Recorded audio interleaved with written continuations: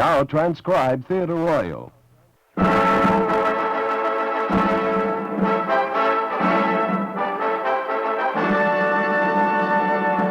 The National Broadcasting Company presents Sir Laurence Olivier, your host in Theatre Royal.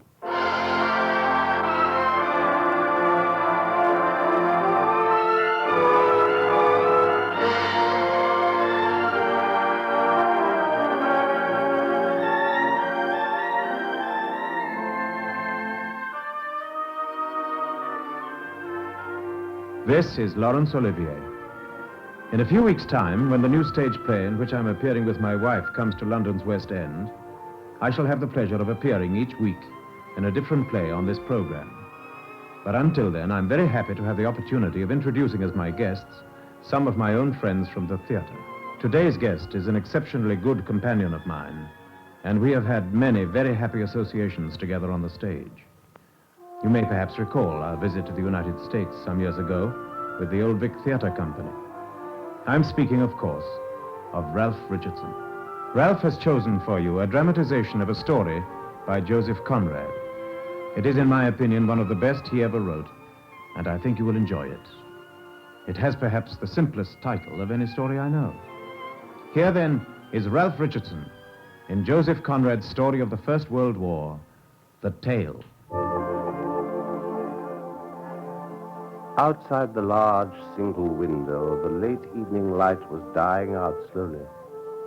In the long room, the irresistible tide of the night had run into the most distant parts of it, where the whispering of our voices, passionately interrupted and passionately renewed, had died away with the dying light. Now I could see only the faint oval of her upturned face, the pale immobility of her hands against the dark of her dress. Oh, we loved each other, yes, but there was little hope in that love. At last, she turned her head away. Please. We can only hurt ourselves going on like this. You know that. But, my darling... Tell me something. What am I to tell you? Why not tell me a tale? A tale? Yes, why not? Why not? You used to tell your simple and professional tales very well at one time. You had a sort of art. That summer, 1914, the days before the war. Oh, really? But now you see the war is going on.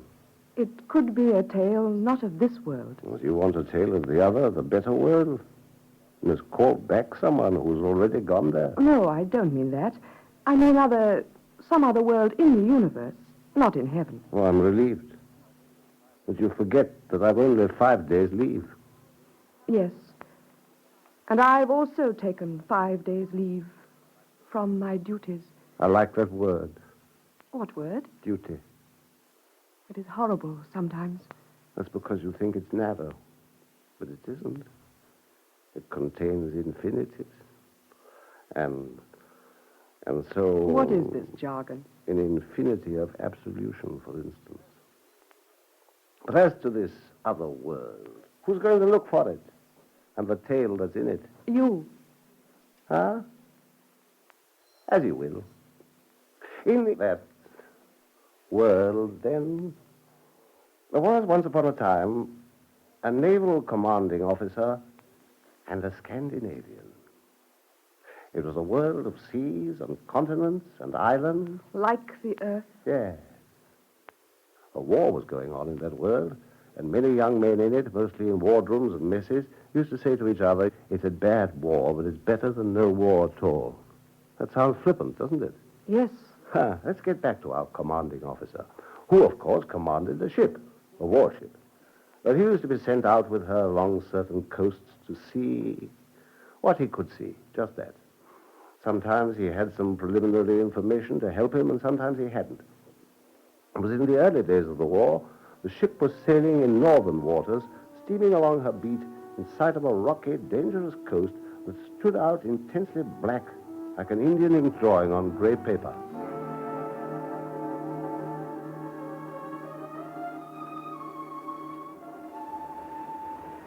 Well, anything to report? No, sir. Not so much as a fishing boat. Nothing stirring on shore there. The coast's absolutely deserted. I never mind about the coast. It's the sea we're interested in. You know what used to amaze me was the way that the war never seemed to change it. Just the same expanse of water, neither more friendly nor more hostile. It's impossible to believe that that same horizon is now become one great circular ambush. Yes, it is until you see a ship blow up all of a sudden and plop under almost before you know what's happened to her. Then you believe it, all right. After that, you keep your eyes on her to see what you can see. You begin to wonder whether one day you may not die from something you haven't seen. You know, in some ways, one almost envies the soldiers. At the end... Look, sir. Out there, ahead, on the starboard bow. Quick, man, hard a port. It may be a mine.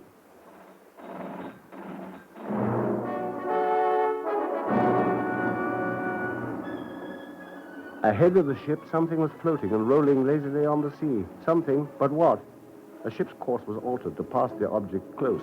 It was necessary to have a good look at it and to see what one could see, close, but without touching it. It was not advisable to come in contact with objects of any form floating carelessly about. Small wreckage, perhaps. But there shouldn't be any wreckage here. No. The last reported torpedoings were a long way westward. But one never knows. There may have been others that weren't reported, gone with all hands. Yes. Seems to be a battle. Here, have a look through the glasses, sir. Uh-huh. Yeah. Pretty obvious proof of what we've suspected all along. That certain neutrals round here haven't been quite so neutral as they should have been. U-boats. Yes. Replenishing the stores of U-boats. Somewhere not so very far off, either. Yes, but why leave the evidence lying about like this? Why, indeed. Almost looks as though it had been done on purpose. But what on earth for? More probably it was an oversight. Or maybe somebody had to get away quickly before they were spotted. Well, it's proof of what we were pretty certain of before. And plain, too. How much good it'll do us. The parties are miles away. The U-boat, the devil only knows where, but ready to kill. And the noble neutral slipping away to the eastward, ready with a pack of lies. Yeah. Well, they won't have to lie very much. Fellows like that, unless caught in the act, are pretty safe. Yes, I suppose they can afford to chuckle. They probably don't even care a rap for the bit of evidence left behind.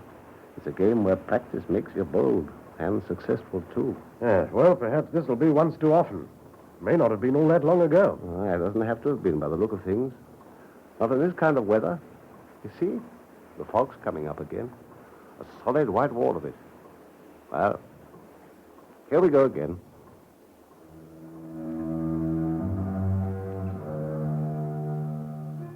In 5 minutes, we were in the thick of it. Great convolutions of vapor flew over, swirling about our masts and funnel, which looked as if they were beginning to melt. Then they vanished. The ship was stopped. All sounds ceased. The very fog became motionless, growing denser as if solid in its amazing, dumb immobility. Men at their stations lost sight of each other. Footsteps sounded stealthily.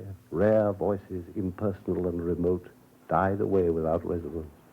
A blind, white stillness took possession of the world. 40 fathoms! Well, what do we do now? Here, wait a minute. The fog's lifting. Only in patches. Look, there's the shoreline again.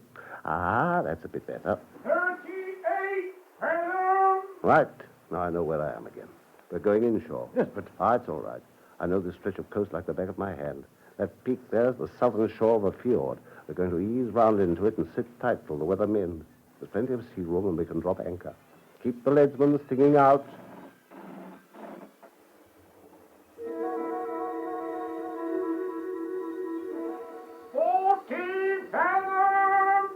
Slowly, with infinite caution and patience, they crept in closer and closer, seeing no more of the cliffs than the effervescent dark loom with a narrow border of angry foam at its foot. At the moment of anchoring, the fog was so thick, all they could see they might have been 1,000 miles out in the open sea. Yet the shelter of the land could be felt. There was a peculiar quality in the stillness of the air, very faint, very elusive. The wash of the ripple against the encircling land reached their ears with mysterious, sudden pauses.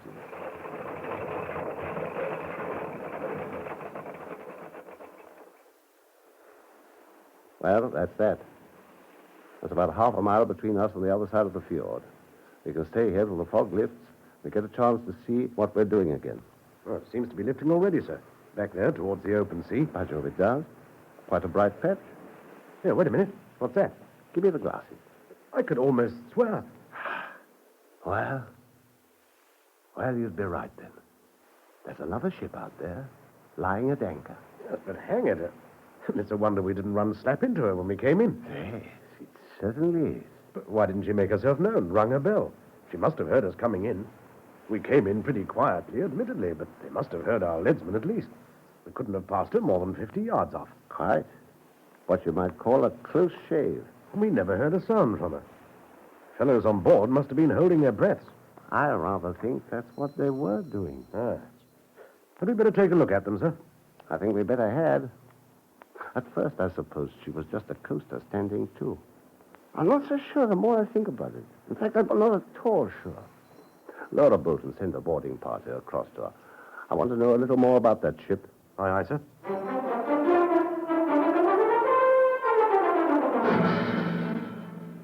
The boat was lowered and moved away into the fog. The white swirl of vapor that lay on the water swallowed it up as though it had been sunk.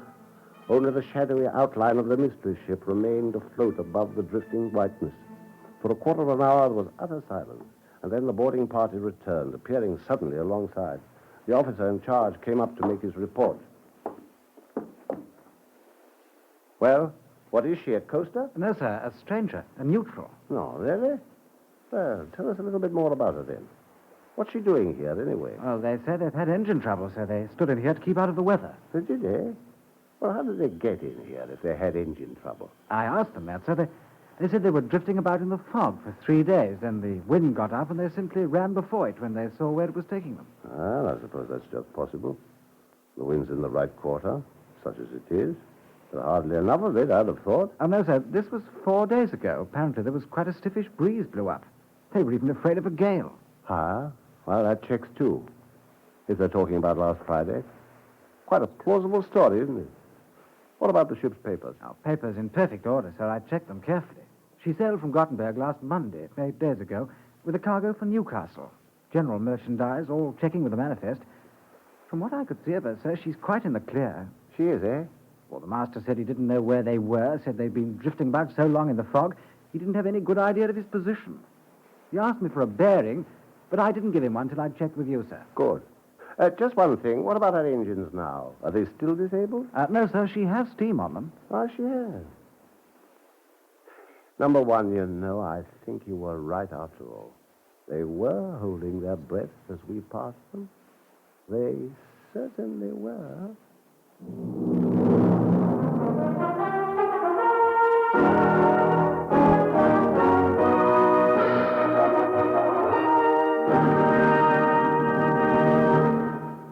In a moment, we continue with Theatre Royal. We'd like to remind you of the fine parade of good listening tomorrow night on NBC.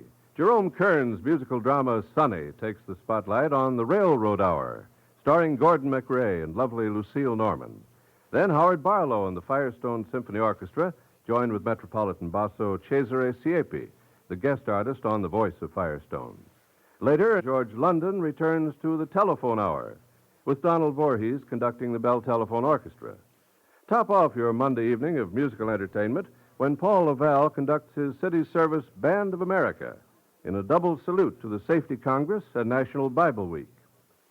And you'll want to join that lovable pair, Fibber McGee and Molly, as they find themselves involved in another laugh-provoking misadventure the whole family will enjoy. That's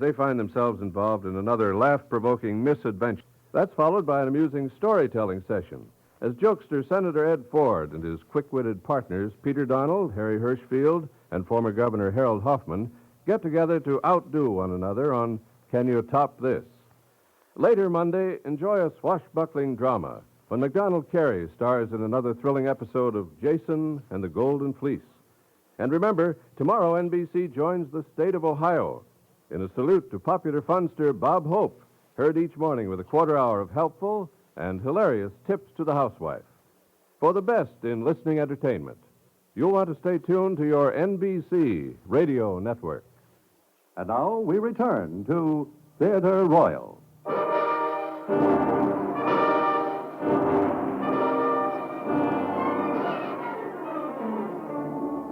I tell you, number one, I don't like it. I don't like it one little bit. Somewhere around here, as we know very well, a German U-boat has been restocked, probably by a neutral vessel.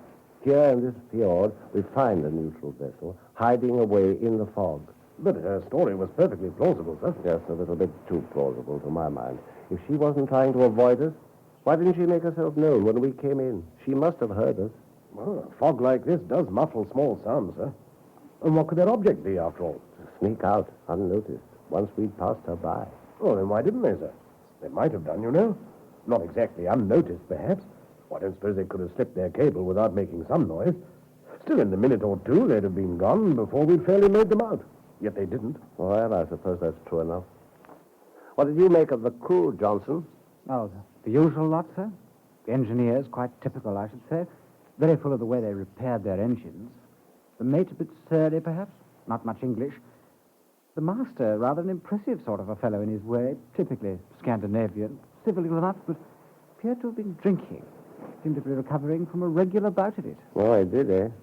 What instructions did you give him? I told him I couldn't give him permission to proceed, sir. He said he wouldn't dare to move his ship her own length out in a fog like this, permission or no permission. I left a man on board all the same. Quite right. Well, keep an eye on her as much as you can with all this fog about, and keep your ears open. Aye, aye, sir. I don't know. Maybe I'm a bit too suspicious, but I can't help feeling that this very plausible ship may very well have been the one that had a rendezvous with that U-boat out there. But you could never prove it, sir. Well, I don't know. I want to have a look at it myself. But from the report we've had, I'm afraid you couldn't even make a case for reasonable suspicion, sir. Could you? I'll go on board all the same. Muster another boarding party. Aye, aye, sir.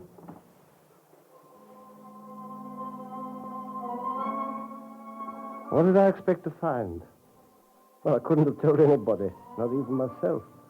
I suppose what I really expected to find there was an atmosphere, the atmosphere of gratuitous treachery, which to my mind nothing could excuse.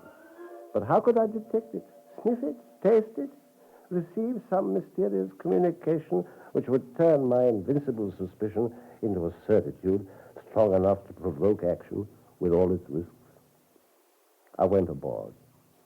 The master, large, robust Scandinavian, led the way to the chart room. It's not very comfortable, but while I am at sea, this is where I live. Aha.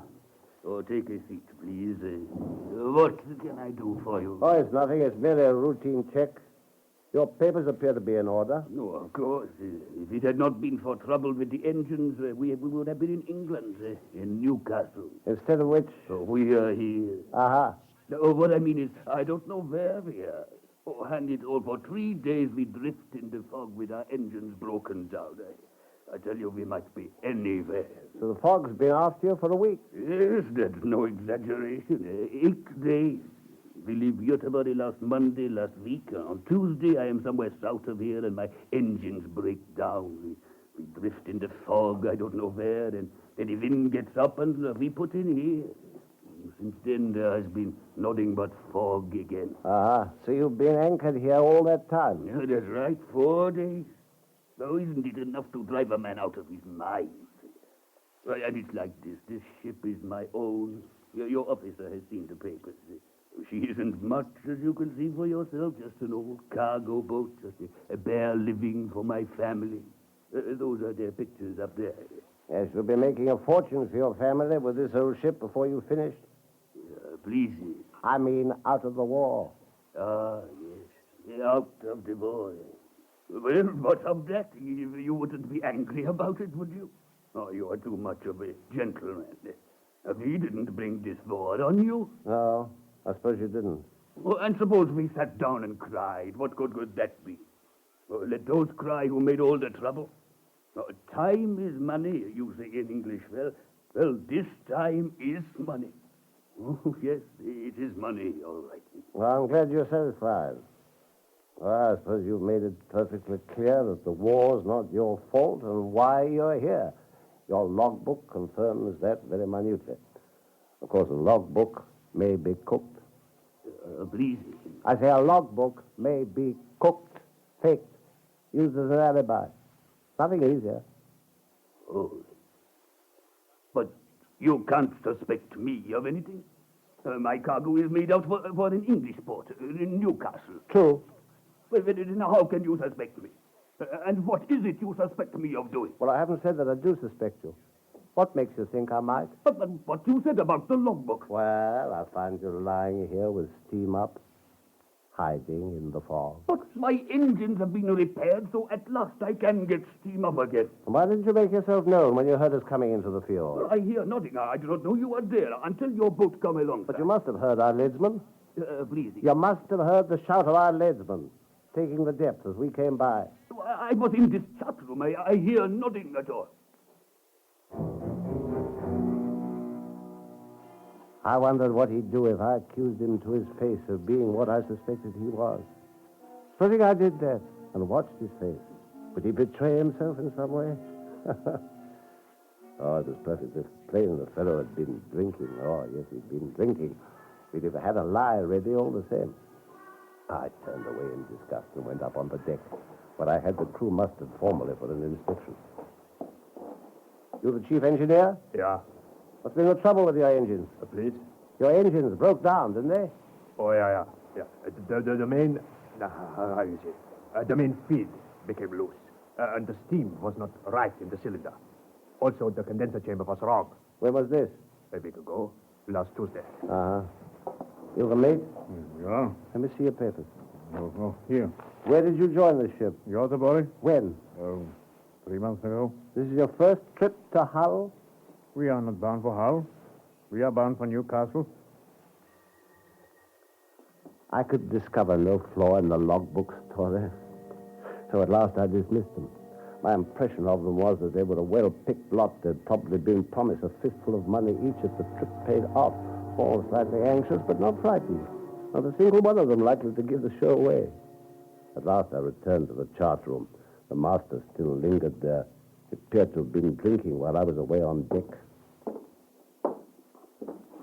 Sit down, please. I guess you're wondering at my proceedings, though I'm not detaining you, am I? I mean, you wouldn't care to move in this fog? I don't know where I am. You didn't happen to notice any unusual objects floating about while you were at sea? Objects? What objects? We were groping blind in the fog for days before we put in. We had a few clear intervals. And earlier today, I saw something out there that makes me suspect that not so very long since a U-boat was contacted and restocked. Perhaps by a neutral vessel. Oh, I see. But you only suspect that. You have no proof. Oh, well, perhaps not. But I also have my information. That's why I happen to be here at all. Shooting's too good for people that conceive neutrality in that sort of manner. Oh, yes, perhaps. No, there's no perhaps about it. No, you are right. But what about the tempters? We better kill off that lot. There's 4, 5, 6 million of them.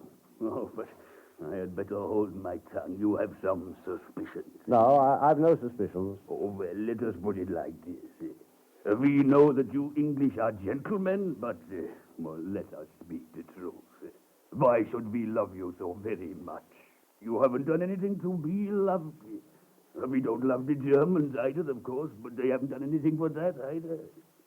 When a fellow comes along with a bag of gold... Oh, I haven't been in Rotterdam on my last voyage for nothing. Oh, I'm sure.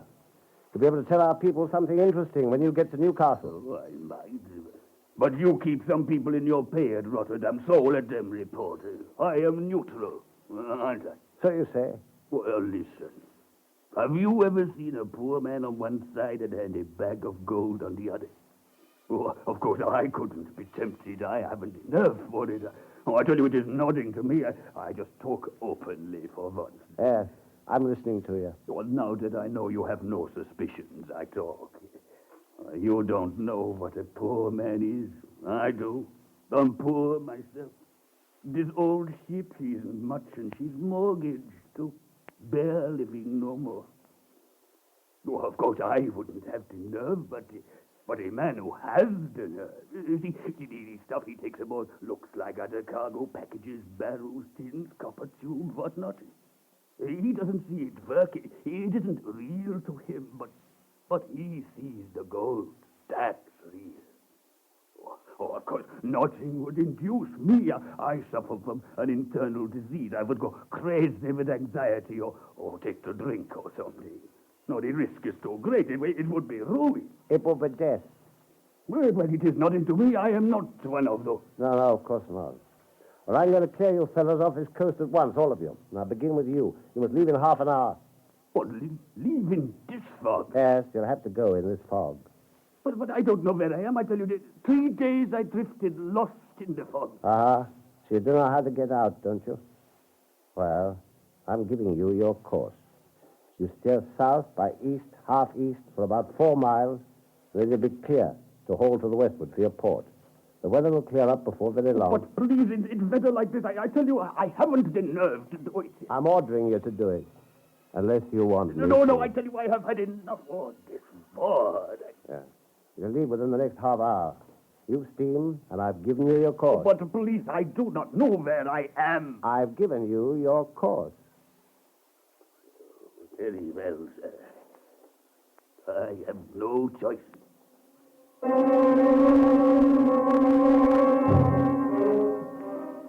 I returned to my ship, leaving the master standing there as if he were rooted to the deck. Within the next 10 minutes, I heard their anchor being weighed. Then, shadowy in the fog, she steamed away out of the fjord on to her given course.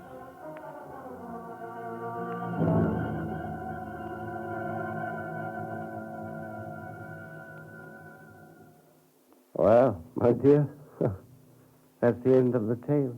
In fact, you let him go. Now listen. That course would lead the ship straight onto the rocks beyond the mouth of the fjord.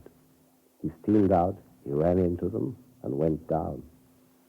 So, he had spoken the truth. He did not know where he was. But surely... I prove nothing. Nothing either way. It may have been the only truth in all his story. Yes. He seems to have been driven out by a menacing stare. Nothing more. And you knew? Ah, yes, I gave that course to him. It seemed to me the supreme test. I believe... No, I don't believe. I don't know. At the time, I was certain. They all went down. I don't know whether I've done stern retribution or murder. I don't know. I shall never know. Oh, my poor... I shall never know.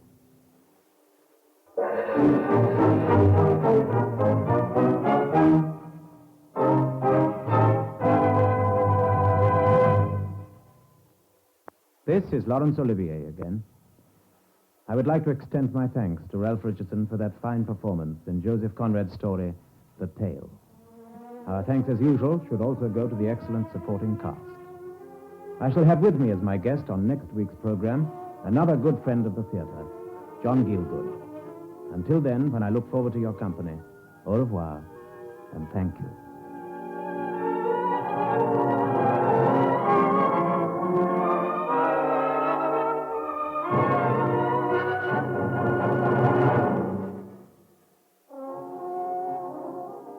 So Laurence Olivier introduced, as usual, today's transcribed program. The script was by D.G. Brightson. The music was under the direction of Sidney Torch. Theatre Royal is an NBC presentation, produced and directed by Harry Allen Towers.